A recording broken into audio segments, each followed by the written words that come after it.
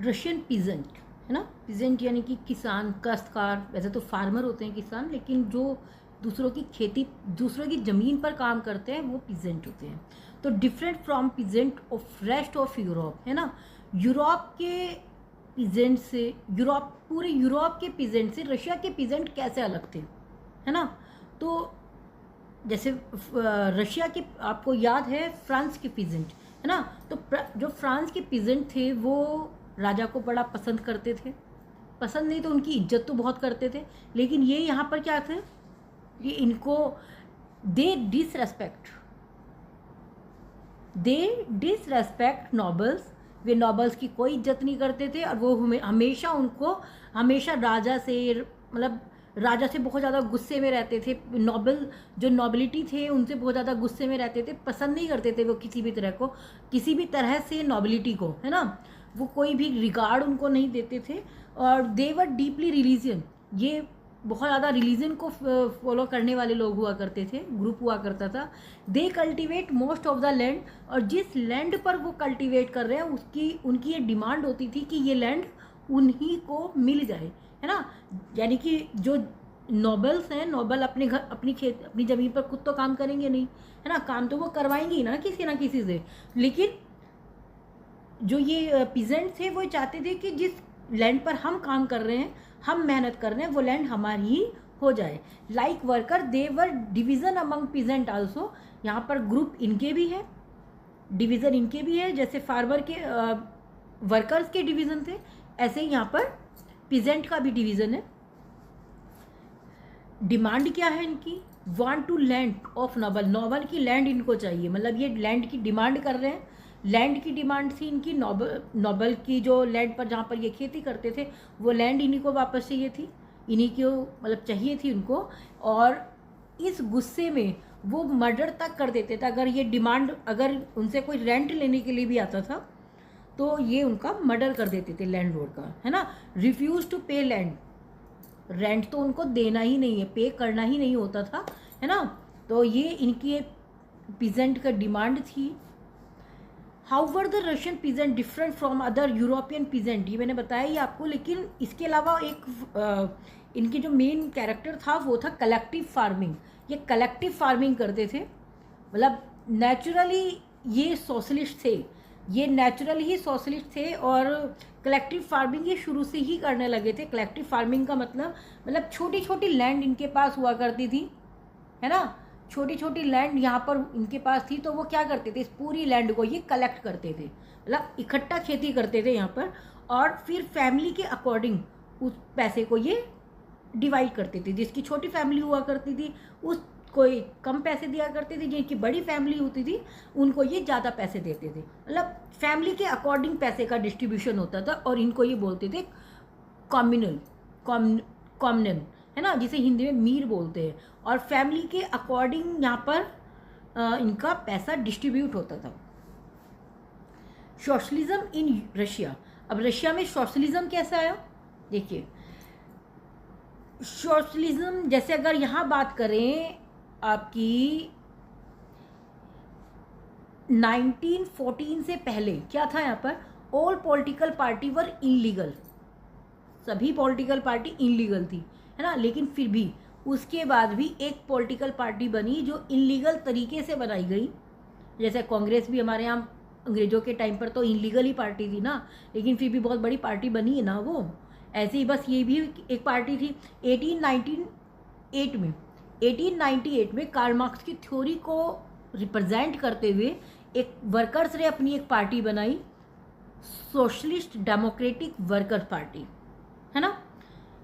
Because of government policy, ये एक illegal organisation था, लेकिन ये बड़ा फेमस था उस टाइम की, बहुत बड़ा ये ऑर्गेनाइजेशन भी था, वर्कर्स की पार्टी थी, वर्कर बहुत ज़्यादा थे उस टाइप पर, तो ये ग्रुप भी बहुत बड़ा था। इट सेटअप अ न्यूज़पेपर, इन्होंने अपना एक न्यूज़पेपर, अपने न्यूज़पेपर भी पब्लिश करने स्टार्ट कर दिए। और गवर्नमेंट, मतलब इस पार्टी ने जो वर्कर्स थे उस वर्कर्स को एजुकेट करना स्टार्ट कर दिया कि अपने फेवर में कैसे डिमांड करनी है, ये सब बातें इन्होंने वर्कर्स को बतानी स्टार्ट की। और स्ट्राइक वगैरह ये सब मिलकर ये करते थे, मतलब ये पार्टी थी socialist democratic workers party.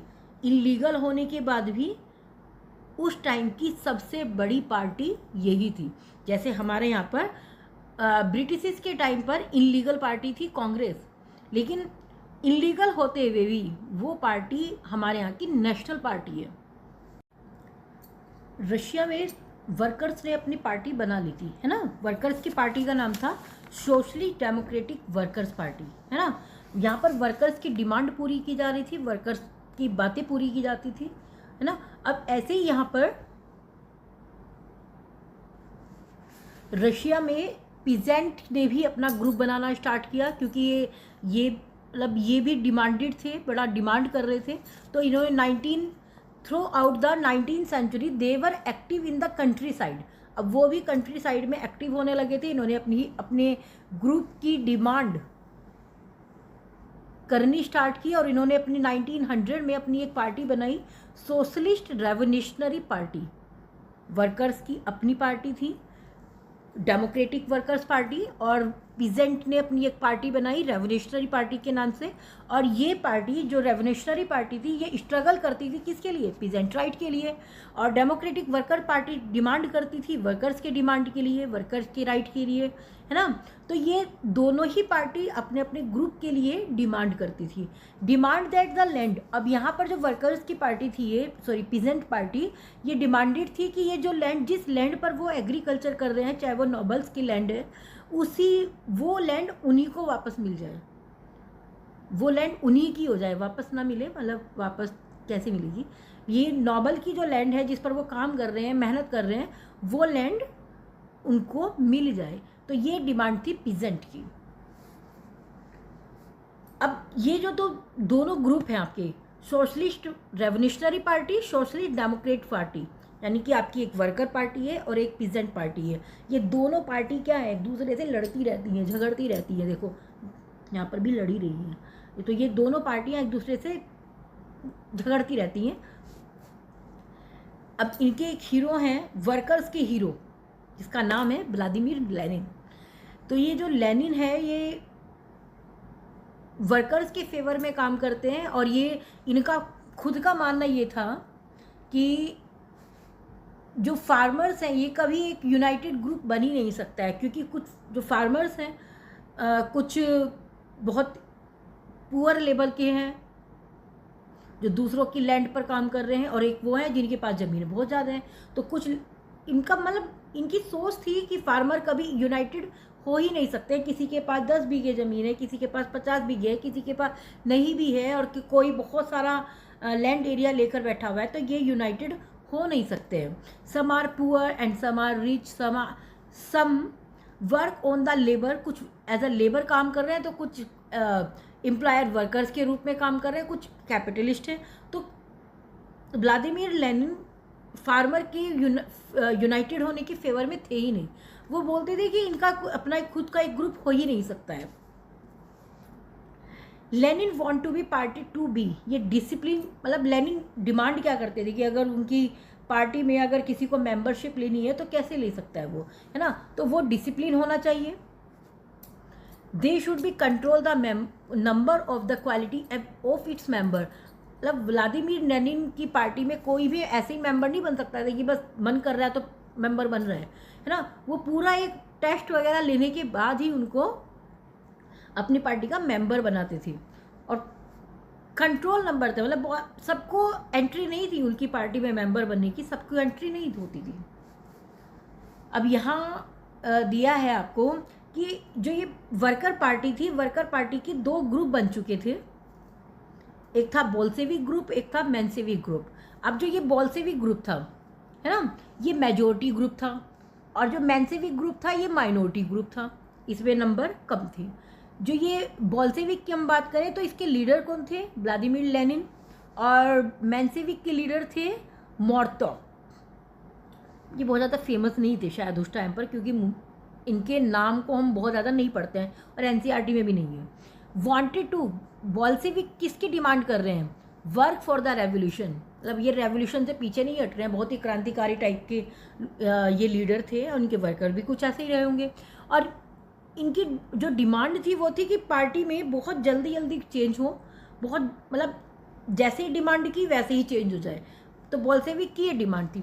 Menshevik क्या कहते थे, ग्रेजुअली चेंज, मतलब धीरे धीरे चेंज हो, parliament form of government establish होनी चाहिए। तो ये बहुत ज़्यादा चेंजेस नहीं चाहते थे, बहुत जल्दी चेंजेस नहीं चाहते थे। बोल्शेविक की पार्टी की बात करें तो ये डिसिप्लिन पार्टी थी। इसमें ये जिसके मेंबर थे, उसकी क्वालिटी थी, वो हमेशा इस चीज़ पर ध्यान रखते थे कि किसी को भी एंट्री ऐसी ही ना मिले। लेकिन जो मेंशेविक उनकी पार्टी में सबके लिए जगह थी, ओपन टू ऑल, सबके लिए जगह थी, कोई भी आकर एंट्री कर सकता था। जो बोल्शेविक है, Bolshevik to transfer Russian society through the force it necessary, मतलब ये जो बोल्शेविक हैं वो चेंज चाहते हैं सोसाइटी में। तो जो चेंज कैसे भी हो, चाहे रेवोल्यूशन से हो, चाहे वायलेंट चेंज हो, कैसे भी चेंज हो, है ना। लेकिन मेंशेविक की बात करें तो Menshevik want to transfer the society through the education, ये एजुकेशन के साथ चेंज करना चाहते थे कि वर्कर्स के आइडियोलॉजी चेंज हो तो ही सोसाइटी चेंज हो सकती है। तो यहाँ पर ये वायलेंट के अगेंस्ट हुआ करते थे, है ना, रेवोल्यूशन के अगेंस्ट थे ये। तो ये दोनों ग्रुप में बहुत बड़ा चेंजेस क्या है कि ये दोनों ग्रुप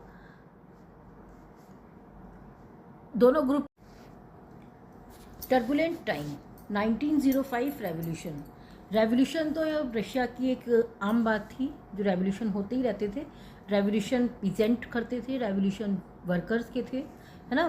तो रशिया वॉज अ अरिस्टोक्रेसी, लेकिन रशिया अभी भी अरिस्टोक्रेसी था, राजा का राज था वहाँ पर। राजा tsar was not subject to the parliament, यहाँ पर पार्लियामेंट का कोई रोल ही नहीं था राजा के सामने, राजा ने जो कहा वो डिसाइड था। इन 1905 liberal in Russia along with the social democratic and socialist revolutionary peasant worker सब इकट्ठा हो गए राजा के खिलाफ जाकर, है ना, क्योंकि राजा किसी की सुन ही नहीं रहा था, राजा नहीं सुनता था किसी की। तो राजा के खिलाफ सभी हो गए जाकर कि जार निकोलस सेकेंड, है ना। अब इनकी डिमांड क्या थी, डिमांड आ कॉन्स्टिट्यूशन कि भाई राजा जब हमारी बात सुन ही नहीं रहा है, तो इन सब की डिमांड थी कि हमारे लिए कॉन्स्टिट्यूशन बनाया जाए, कॉन्स्टिट्यूशनल असेंबली बनाई जाए। और यहाँ पर जदीदिस दिए हुए हैं, जदीदिस वो होते हैं जो जिन्हें इस्लाम में पॉजिटिव चेंज चाहिए, पॉजिटिव रिफॉर्म चाहिए, वो भी इन ग्रुप के साथ मिलकर चेंज करना चाहते थे, है ना, वो भी ग्रुप में चेंज करना चाहते थे, ग्रुप के साथ रहकर चेंज करना चाहते थे। रीज़न फॉर द 1905 रेवोल्यूशन, अब 1905 रेवोल्यूशन को ब्लडी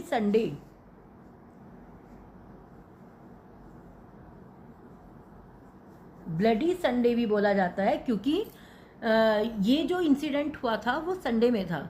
संडे आराम का दिन होता है, आराम से शांति से लोग रहते हैं, लेकिन इस शांति वाले दिन को, जो पीस वाला दिन होता है, उस डे को भी यहाँ पर खून खराबे वाला दिन मनाया गया। क्यों हुआ ऐसा, है ना, क्योंकि जो आपका 1905 में ये रेवोल्यूशन हुआ, उससे एक साल पहले यहाँ पर बहुत ज़्यादा ठंड थी, बहुत ज़्यादा ठंड पड़ी हुई थी रशिया में, होती भी है ना। तो बहुत ज़्यादा कोल्ड होने की वजह से यहाँ का जो हार्वेस्टिंग टाइम था वो बहुत ही ज़्यादा ख़राब हुआ, मतलब एग्रीकल्चर प्रोडक्शन बहुत अच्छा नहीं हो पाया, जो कि एक एग्रीकल्चर कंट्री होने के बाद भी, रशिया एक एग्रीकल्चर कंट्री होने के बाद भी यहाँ पर एग्रीकल्चर बहुत अच्छा नहीं हो पाया। पीजेंट बहुत ज़्यादा परेशान थे, फार्मर को सबकी डिमांड होती है ना फूड प्रोडक्शन, तो सब परेशान थे। उसी के बावजूद price of essential goods rose to the quickly, मतलब हर चीज़ के प्राइस बढ़ते जा रहे थे, लगातार इंक्रीज होते जा रहे थे। और real wages decline by the 20%, जो रियल वेजेस थी, है ना, महंगाई की जो दर थी वो लगातार बढ़ती जा रही थी। तो जो एसेंशियल आइटम थे, जो बेसिक आइटम थे, उनके प्राइस बढ़ रहे थे, सैलरी एज इट इज़ थी, तो उस सैलरी से उस वो जो प्राइस था वो सैलरी के कंपैरिजन में काफ़ी डिफरेंट हो चुका था। 1905 a bad year for the Russian workers, ये जो ईयर था ये रशियन वर्कर्स के लिए भी, पीजेंट के लिए भी बहुत ही ज़्यादा बैड ईयर प्रूफ हुआ। क्यों? Price of essential goods rose, price बढ़ चुके थे, वेजेस डिक्लाइन हो चुके थे, काम नहीं था किसी के पास भी करने के लिए क्योंकि ठंड बहुत ज़्यादा थी। Membership of the worker association rose dramatically and angry worker kept the joining in. अब ये जो मेंबरशिप थी, वर्कर की जो मेंबरशिप थी वो लगातार बढ़ती जा रही थी। इनके जो वर्कर्स के ग्रुप थे, वर्कर गुस्से में थे बहुत ज़्यादा और वो इस ग्रुप को ज्वाइन कर रहे थे जो उनकी डिमांड को पूरा करती थी। ये संडे का इंसिडेंट दिखाया हुआ है, मतलब इस संडे में बहुत खून खराबा यहाँ पर हुआ है और यहाँ पर ये मतलब पिक्चर देखकर ही पता चलता है कि लोगों को कैसे मारा गया था, है ना। दिस इंसिडेंट राजा के खिलाफ जो आंदोलन किए गए, जो रेवोल्यूशन हुआ, उनमें सबसे पहला था 1905 का, है ना, जो वर्कर्स ने स्टार्ट किया था। एंड सेंट पीटर्सबर्ग, है ना, जो एक इंडस्ट्रियल एरिया था, यहाँ इस इंडस्ट्रियल एरिया में यहाँ पर जो फैक्ट्री थी, उस फैक्ट्री के ऑनर्स ने 4 वर्कर्स को यहाँ से बिना रीज़न बताए उनको डिसमिस किया। और जब ये डिसमिस किए गए तो ये अपने वर्कर पार्टी के पास गए, वर्कर पार्टी ऑनर के पास गए, है ना, और सब ने मिलकर इन वर्कर्स के फेवर में जाकर स्ट्राइक की। नियर अबाउट 1,10,000 वर्कर्स यहाँ पर इकट्ठा हुए स्ट्राइक करने के लिए और इनको सपोर्ट किया फादर गैपोन ने। फादर गैपोन, है ना, जो विंटर पैलेस में ये सब इकट्ठा होकर वर्कर्स और फादर गैपोन जो उनको लीड कर रहे थे, फादर गैपोन के विंटर पैलेस में गए जहाँ पर राजा रहता था। और इट वॉज अटैक, राजा ने यहाँ पर, क्योंकि राजा फ्रेंच रेवोल्यूशन को देख चुका था, फ्रेंच रेवोल्यूशन से वो डर चुका था, है ना, तो उसने अपनी पुलिस को, अपने कोसैक यानी कि घुड़सवारी करने वाली, जो घोड़े वाली जो आर्मी होती है उसे बोलते हैं कोसैक, है ना, तो उनको ये ऑर्डर दिया कि ये उस पब्लिक के ऊपर ये अटैक करे, है ना। उस अटैक में उस मतलब एक साइड में वर्कर्स हैं, एक साइड में पुलिस है, तो इन दोनों के एक दूसरे के साथ आने के बाद यहाँ पर 100 वर्कर्स लगभग मारे गए बेचारे और लगभग 300 वर्कर्स, है ना, वांटेड हुए। मतलब किसी को चोट लगी, कोई गायब हो गए, किसी को हाथ पैर उनके तोड़े गए। तो इस तरह से बहुत ज़्यादा नुकसान, बहुत ज़्यादा प्रॉब्लम वर्कर्स को हुई। और ये इंसिडेंट ही ब्लडी, क्योंकि ये संडे में हुआ तो इसे ब्लडी संडे के नाम से जाना जाता है ना, ये ब्लडी संडे के नाम से जाना जाता है ये वाला इंसिडेंट। और इस इंसिडेंट के बाद काफ़ी कुछ चेंजेस हुए। क्या क्या चेंजेस हुए, जैसे strike took place all over the country. पहले ये स्ट्राइक बहुत ज़्यादा लोगों ने मतलब ज्वाइन नहीं की थी, लेकिन पहले वर्कर्स की थी केवल, लेकिन अब इसमें पूरी कंट्री के जो वर्कर्स थे वो इसमें इन्वॉल्व हुए। यूनिवर्सिटी क्लॉज, जैसे कि हमारे यहाँ पर भी ये इंडिया में जब रेवोल्यूशन हुआ तो गांधी जी को सपोर्ट करने के लिए लॉयर्स ने, सब ने स्ट्राइक की थी, ऐसे यूनिवर्सिटी क्लॉज हुई। यहाँ पर स्टूडेंट ने, वर्कर्स ने, सब ने अपनी मतलब अपने आप को रिप्रेजेंट करने की कोशिश की। Lawyer, doctor and other middle class worker establish union of union. सबको ये बात, जो जार थे, जार निकोलस की ये बातें सबको बहुत बुरी लगी कि जो वर्कर्स के ऊपर ऐसे अटैक कराया। और worker just like the Jallianwala Bagh incident, है ना, तो वर्कर्स के ऊपर अटैक कराना जार को बहुत भारी पड़ा। डिमांड क्या थी, जो प्रोटेस्ट कर रहे थे लोग, है ना, उनकी डिमांड थी कि भाई अब इतनी होने के बाद भी अगर हमारे लिए कॉन्स्टिट्यूशनल असेंबली नहीं बनाई गई तो बहुत गलत बात है। हमारे वेजेस इंक्रीज होने चाहिए, है ना। Reduction in the working hours, जो वर्किंग आवर्स हैं उनके वर्किंग आवर्स को रिड्यूस होना चाहिए, मतलब 15 से कम 8 आवर्स तो होनी चाहिए। 15 घंटे काम करने के बाद तो वैसे ही मेंटली प्रेशर इतना ज़्यादा हो जाता है कि काम नहीं हो पाता है ना, वो क्वालिटी नहीं आ पाती है। तो 8 आवर्स इन्होंने रिडक्शन की बात की कि 8 आवर्स होने चाहिए। Improvement in the working condition, ऐसे कैसे किसी भी जगह काम करा रहे हो, स्लम एरिया में काम करा रहे हो, गंदे एरिया में काम करा रहे हो, वहाँ पर कोई भी सैनिटेशन फैसिलिटी नहीं है ना, तो वो वर्किंग कंडीशन भी इम्प्रूव होनी चाहिए, ये भी इनकी डिमांड थी। तो डिमांड कर ही रहे थे। Outcomes of the bloody Sunday का आउटकम्स क्या हुआ, राजा तो डर गया, रेवोल्यूशन हो रहे थे ना, तो राजा ने कहा कि ठीक है, पब्लिक जो चाह रही है कर देते हैं, एक पार्लियामेंट बना देते हैं। चलो पार्लियामेंट बना देंगे, पार्लियामेंट काम तो हम ही कराएंगे ना। तो पार्लियामेंट बनाने की बात के लिए तो रेवोल्यूशन के बाद ज़ार तैयार हो गया, क्योंकि पता था उसको कि पार्लियामेंट में वो मेंबर अपने ही रखेगा, जो डिसीजन होगा वो उसी के फेवर में होगा। तो पार्लियामेंट के लिए वो डर कर तैयार हो तो गया, लेकिन उसने सभी जो भी पॉलिटिकल एक्टिविटीज़ थी, जो पॉलिटिकल एसोसिएशन थे, उन सब पर रेस्ट्रिक्शंस लगाने के लिए बोला कि कोई भी अब यूनियन नहीं होगा, जो यूनियन होगी, जो भी डिमांड होगी वो ड्यूमा पूरी करेगा, ना कि ये यूनियन, है ना। तो इस तरह से ज़ार ने अपने आपको ये बहुत ज़्यादा क्लेवर प्रूफ करने की कोशिश की, है ना। Tsar was very clever person, clever तो वो था ही। उसने क्या किया कि ड्यूमा बना तो दी। ड्यूमा क्या है? ड्यूमा एक पार्लियामेंट है, एक पार्लियामेंट नहीं, बस पार्लियामेंट का नाम है। जैसे हमारे यहाँ पार्लियामेंट को संसद बोलते हैं, ऐसे यहाँ पर रशिया में ड्यूमा बोलते हैं। वेरी शॉर्ट में ये क्वेश्चन आता है ना। ज़ार डिसमिस फर्स्ट ड्यूमा।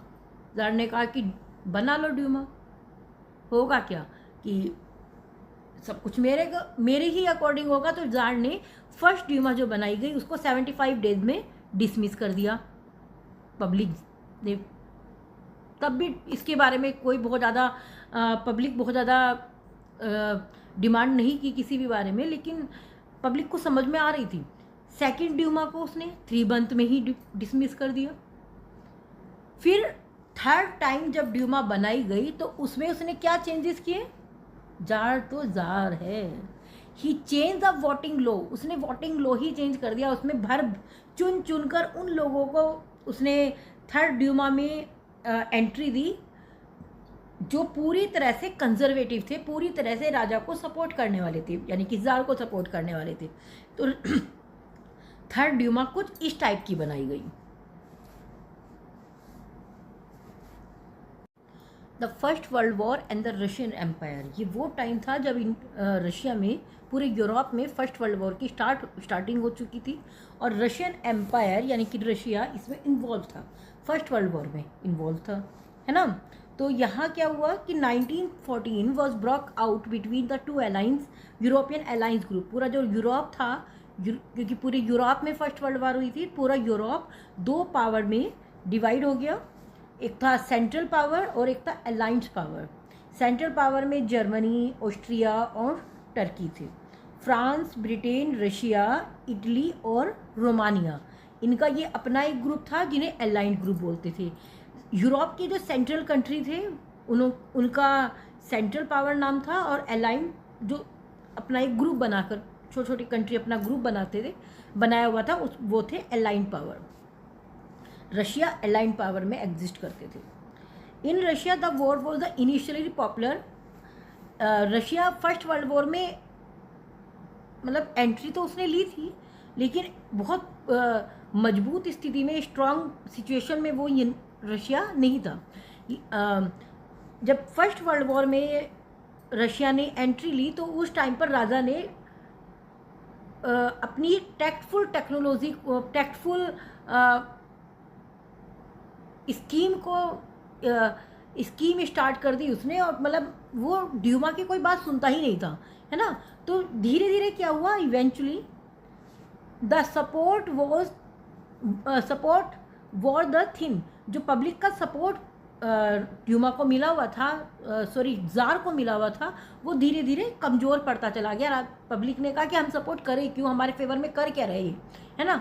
तो लेकिन यहाँ पर जो anti Germany sentiment run the high, क्योंकि जो जर्मनी था वो जर्मनी सेंट्रल पावर में था और अलायंस पावर में था रशिया। तो अभी पब्लिक के बीच में क्या है कि पब्लिक जर्मनी को पसंद नहीं कर रही है, जर्मनी के खिलाफ है सब कुछ। और यहाँ पर जो इंडस्ट्रियल एरिया था सेंट पीटर्सबर्ग के नाम से, वो भी एक जर्मनी नाम था, उस नाम को भी चेंज करके रशिया में पेट्रोग्राद के नाम से, मतलब पेट्रोग्राद नाम से उसको चेंज किया गया। अब जो यहाँ पर जो रानी थी, रशिया की जो रानी थी, वो भी जर्मनी की थी, अलेक्जेंड्रा, है ना। तो पब्लिक ना तो राजा को पसंद करती थी, ज़ार निकोलस सेकंड, और टजारिना, है ना, यानी कि राजा की रानी, ना रानी को पसंद करती थी और जो अलेक्जेंड्रा थी, अलेक्जेंड्रा के एक फ्रेंड थे जो कि मॉन्क थे, संत थे, लेकिन पब्लिक उनको भी पसंद नहीं करती थी, क्योंकि वो तीनों ही एक तरह से, क्योंकि रानी का काम होता है प्रजा की बात सुनना, राजा की उसकी प्रजा की बात सुनना, लेकिन ना तो राजा पब्लिक की बात सुन रहा है, ना वहाँ की रानी पब्लिक की बात सुन रही है, और वो जो एडवाइस दे रहा है रास्पुतिन, वो भी बहुत ज़्यादा अनपॉपुलर था यहाँ पर रशिया में। तो कोई ऐसी चीज़ थी नहीं यहाँ पर कि जो पब्लिक के फेवर में हो, है ना। तो बहुत in the eastern and western front defeat was the shocking and the demoralising. Russia को ईस्टर्न साइड से भी और वेस्टर्न साइड से भी, दोनों ही साइड से जर्मनी को बहुत अच्छी सी मार पड़ी हुई थी। दोनों तरफ से रशिया जो था वो दोनों तरफ से रशिया हारा हुआ था। दोनों तरफ से रशिया की आर्मी को बहुत आर्मी पर अटैक हो रहे थे। Russian army lost badly in the Germany. वो तो रशिया की किस्मत अच्छी थी कि रशिया को सपोर्ट मिला यूएसए का। 1917 में यूएसए ने जैसे ही एंट्री ली, 1970 में यूएसए ने एंट्री ली तो रशिया जीत गया। अदरवाइज जर्मनी और ऑस्ट्रेलिया इतनी मजबूत सिचुएशन में था कि वो रशिया जीतने वाली कंडीशन में था ही नहीं। Russian condition during the first world war. Russia की क्या कंडीशन थी वर्ल्ड वॉर के टाइम पर, है ना। तो 7 million casualties by the 1970 in Russia. Casualties हो चुकी थी 7 मिलियन, बहुत बड़े स्केल पर पब्लिक मर चुकी थी, है ना। Russian troop destroy everything. मतलब रशियन जो ट्रॉप थी वो इतनी मूर्ख ट्रॉप थी, इतनी मूर्ख सेना थी कि वो अपना ही डिस्ट्रॉय कर रही थी। जहाँ पर उनको लगता था कि हम हार जाएंगे, वहाँ पर वो अपने ऊपर ही बम गिराने लगती थी, अपनी फैक्ट्री पर ही बम गिराने लगती थी, अपनी क्रॉप को मतलब डिस्ट्रॉय करने लगी, बिल्डिंग डिस्ट्रॉय करने लगी। उनका मानना ये था कि अगर हम यहाँ से जीत ही नहीं रहे हैं तो यहाँ पर अगर दूसरी कंट्री की आर्मी की जर्मनी की ट्रॉप यहाँ पर आ जाती है तो वो उनके लिए हम कुछ छोड़ेंगे ही नहीं, है ना। तो वो पूरी तरह से उनको डिस्ट्रॉय करती थी।